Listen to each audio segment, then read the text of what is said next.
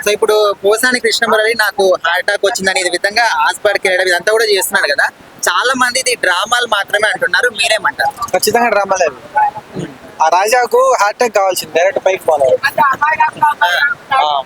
అంటే కొంతమంది నిజంగా రావచ్చు కదా భయంతో అనే విధంగా అంటున్నారు, మరి నిజం అనుకోవచ్చా? అతనికి హార్ట్ స్ట్రోక్ ఒకటే కదా రావాల్సింది, అతనికి అన్ని రావాలా. హార్ట్ స్ట్రోక్ రావాలా, షుగర్ రావాలా, బీపీ రావాలా, క్యాన్సర్ రావాలా, భూమి మీద లేని కరోనా కూడా రావాలా. అంటే ఎందుకంటున్నారు అట్లా? ఎందుకంటున్నారంటే పవన్ కళ్యాణ్ అనే వ్యక్తి మూవీస్ కథ పక్కన పెడితే వ్యక్తిగతంగా చాలా మంచోడు. ఆయన ఎంత మంచోడో అది అందరూ తెలిసిన విషయం. ఇంకోటి ఏమంటే ఆయన వ్యక్తిగతంగా విమర్శించవచ్చు కానీ తిట్టకూడదు. వ్యక్తిగతంగా విమర్శించడమే తప్పు. విమర్శించే కథ పక్కన పెడితే వాళ్ళ ఇంట్లో వాళ్ళని తిట్టాడు. ఆ తిట్ట మాటలని మీరు విన్నారు కదా.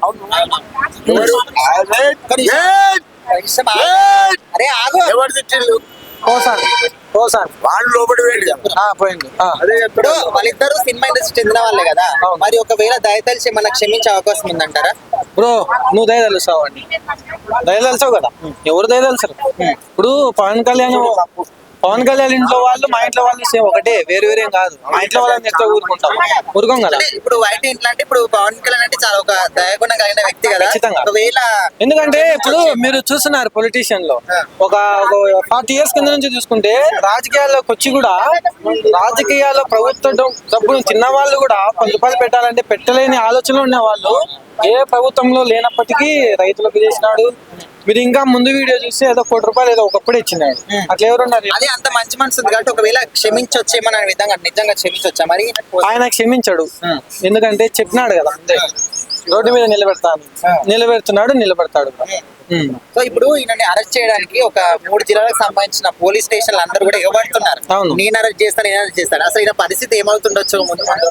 మీరు చెప్పింది నిజం కావచ్చు, హార్ట్ స్ట్రోక్ నిజంగా రావచ్చు. మీరు చెప్పినది హార్ట్ స్ట్రోక్ నిజంగా రావచ్చు. ఇంకోటి ఏమంటే ఇప్పుడు ప్రభుత్వాలు శాశ్వతం కాదు, మనుషులు శాశ్వతం. ఎందుకంటే ఒక ఇండస్ట్రీలో ఉన్నారు, ఆయన మూవీస్ లో ఈయన నటించాడు, అందులో ఇండస్ట్రీ ఉప్పు తిన్నాడు అంటాం కదా. వాస్తవంగా చెప్తే ఉప్పు తిన్నాడు తోటి కళాకారుని అలా అవమానించకూడదు కదా. ఈరోజు జగన్ లేడు, గోరుగడ్డ అనిల్ పరిస్థితి ఏమైంది? నీళ్ళు దాపుతున్నారు జైల్లో, వీని కూడా దాపుతారు. వీడని మనం కూడా అనకూడదు, వీడు చేసిన పనులు బట్టి అనాల్సి వస్తుంది. కాబట్టి చాలా తప్పు, పవన్ కళ్యాణ్ అలా తిట్టడం చాలా తప్పు. ఆ తప్పుకు తగిన శిక్ష ఖచ్చితంగా ఉంటారు.